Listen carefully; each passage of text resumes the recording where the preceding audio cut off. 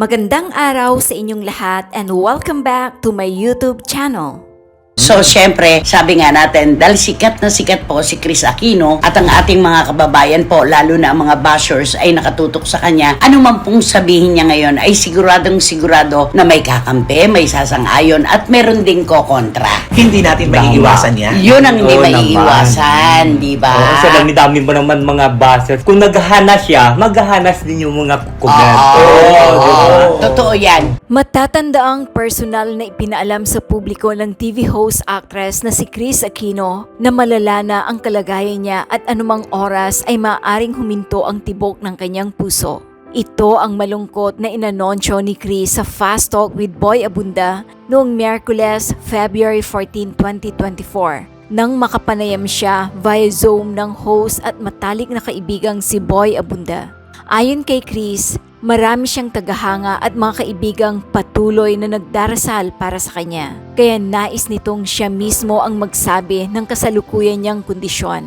Kapansin-pansing mas pumayat ang pangangatawan ngayon ni Kris. Pagbabahagi niya tungkol sa kanyang kasalukuyang kondisyon.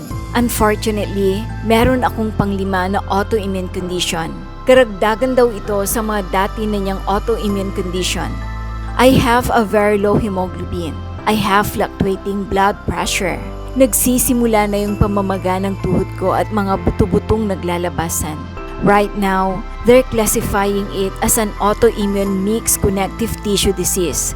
Falling under that boy is either SLE or lupus or it could be rheumatoid arthritis. Yung nasa Houston ako nung hindi pa gumagaling yung COVID, I had a fourth diagnosis. Mayroon akong CREST syndrome. Nakakatakot yon kasi ang inaatake naman nun yung ating lungs. Ang mga kondisyon daw na ito ay labis na nakakaapekto sa kanyang puso. Magang-magana raw ang muscle sa labas pati na sa middle layer ng kanyang puso. Ito raw ang dahilan kaya madali siyang mahilo at mapagod kahit kaunting kilos lang ang gawin niya. Delikado raw ito dahil I could have a stroke at any time. Ilang miyembro raw ng kanyang pamilya sa father's side ay nagkaroon ng heart attack, kabilang ang kanyang yumaong ama na si Senator Ninoy Aquino at kapatid na former President Noynoy Aquino. Ibig sabihin, may kinalaman sa genes ni Kris ang kondisyon niyang ito. Tanong ni Boy Abunda, bakit nga ba ang hirap gumaling ni Kris Aquino? Sagot ni Kris, pinakamabilis na sagot. 3 pages yung laman ng binibigay sa mga doctor nito, yung bawal na mga gamot kay Kris. Lahat ng gamot, halos lahat ng antibiotics, allergic ako. Lahat yan may side effects sa akin. Mabibilang lang siguro sa 10 daliri yung kung ilan lang yung gamot na pwede kong i-take. Ultimo damo, grass, allergic ako. Butil ng alikabok, ang daming hindi pwedeng gamitin sa akin. Diin pa ni Kris, buhay ako ngayon. Alam ko, tiwala ako sa dasal. Nakakayanin pa ito. Sinagot ni Kris Aquino ang isang netizen na nagsabing masama daw ugali niya. Kaya siguro siya nakarma. Ani Kris, hindi niya itinuturing na karma ang pagkakasakit niya. Sa kanyang post, sinagot ni Kris ang komento ng netizen na ito at sinabi niyang hindi naman siya nanghuhusga sa taong hindi naman niya kilala ng personal. Para daw sa kanya, paraan na maipakita ang pananampalataya ang kanyang pagkakasakit. Obviously not as awful as yours because I've made a conscious effort to not judge people I've never met nor had a personal encounter with. Illness isn't karma. It's God's way of using my trials to show that faith does heal in His time. Samantala, kinulam nga ba si Kris Aquino? Narito ang buong usapan ng veteranong showbiz columnist na si Christopher Min, Romel Chica at Wendell Alvarez sa kanilang programang Showbiz Now Na! So, syempre, sabi nga natin, dahil sikat na sikat po si Kris Aquino at ang ating mga kababayan po, lalo na ang mga bashers ay nakatutok sa kanya, ano man pong sabihin niya ngayon ay siguradong sigurado na may kakampi, may sasang-ayon at meron ding kokontra. Hindi natin maiiwasan yan. Yun ang hindi Oo maiiwasan, di ba? Oo, sa dami-dami mo naman mga bashers. Kung naghahanas siya, maghahanas din yung mga komento.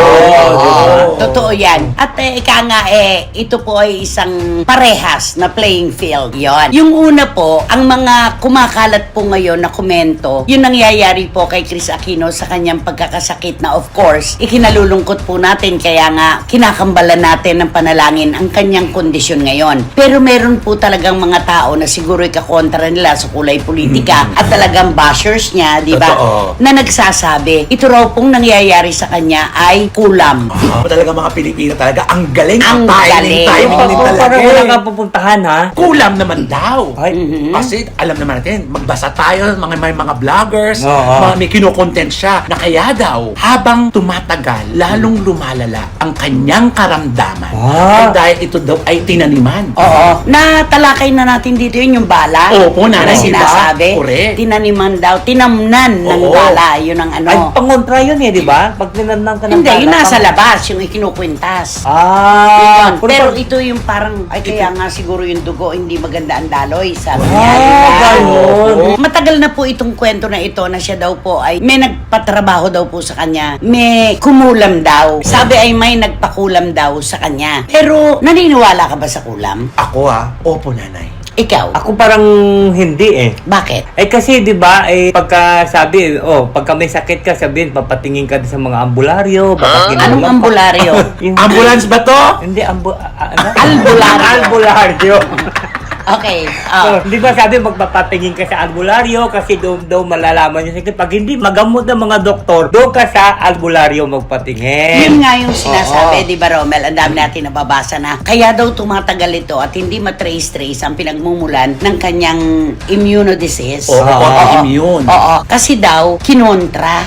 Di ba? ganun. Nagka-doktor. Oo, ang sabi kasi 'di ba ng mga kinukulam na pasyente, habang ginagamot mo daw ang kulam, lalong lumalala. Lalala. Mm-mm. Kapag pinatingnan sa Pag doktor. pinatugnan sa doktor, Oo. kapag ginagamot na ng doktor, lalong lumalala. Pero kung totoo ang kulam, ito po ay para sa akin, kung totoo ang kulam at larawan lang ang katapat niyan, di sana kapag nagalit tayo sa isang tao at ipinakita natin yung retrato do sa gumagawa ng kulam, Oo. sa nagtatrabaho, di sana kinukulam na rin sila. Hindi naman di ba? Yan na nga ang malaking tanong, nanay. Oo. Ang tanong na tanong ng mga Pilipino, pero wala naman daw mawawala, 'di ba? Sabi kay Chris Aquino, kung magpatingin ka sa mga albularyo. Oo. Ah. Wala namang mawawala. Sabi, pero ayaw daw niya, no Knowing thanks. this. Oo. No thanks, sabi niya. Hindi ba nakatulong sa kanya yung yung mga sinusuot-suot niya dati? Ano yun kinukontra nga ng mga bashers yun at saka ng mga kababayan natin Hanggang yung ngayon. pagsusuot niya ng kung ano-ano, Oo, mga beads, pulseras, beads, oo. yung mga beads na para daw maswerte sa pag-ibig. Correct. Yung daw kulay pink na bilog-bilog.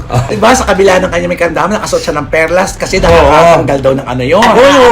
Daw. Naka-absent na Pero sakit. bakit hindi matrace hanggang ngayon yung Oo. kanyang pagkakasakit? Ang lalaki pa nung suot niya at May talaga mga nanganganak hikaw pa. pa. Oo. Oo, diba? At yung pagsusuot niya ng kung ano-anong bato na pangharang daw sa mga masasamang espiritu. O, yun. Pero bakit sinasabi naman ng ating mga kababayan na pinakukulam daw siya? Oo. Ang hirap, May pangontra na nga sa bakit nakakapasok pa yung kulam? Oh, dapat pag may pangontra, may pangharang. Oh, yes, siyempre. Okay. Di ba yung nandun ka doon sa hospital, di ba nakasuot siya ng mga diamonds, may mga hikaw pa siya na malalaki, di ba?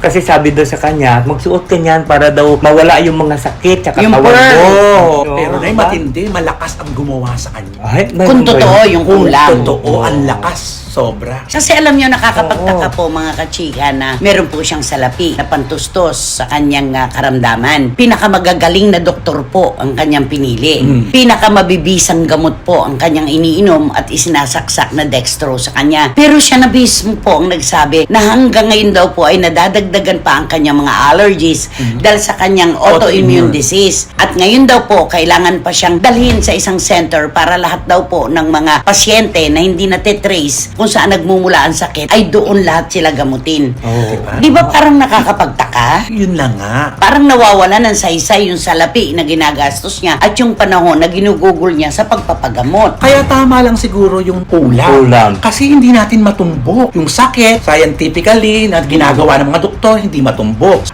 At saka yung mga doktor na gumagamot sa kanya, mga eksperto yun na Amerikano. Dalubhasa Oo, talaga, mga bro. serpano Oo. talaga ito. Siyempre, Chris Aquino ka, ang dapat mo mong kukunin na doktor yung katapat din ng kailangan mo. Oo. Diba? Pero hanggang ngayon talaga, hindi matrace. Diba tayo, pagka sumakit ang ulo ko, ay, hindi ako kumain kanina, nagutom Ah, yes, ako. correct. Nalipasan ako Oo. ng gutom. Sumakit ang tiyan natin, ay, nakakain ako ng hindi maganda. Oo. Diba ganon? Oo. Ano Kaya ba nga. sakit? Ay, magsabi, ay masakit yung ang likod ko. Ay siguro hangin lang to. O, di ba? Ano mang masakit ang likod, may hangin? Ano to, hangin gala? Oh.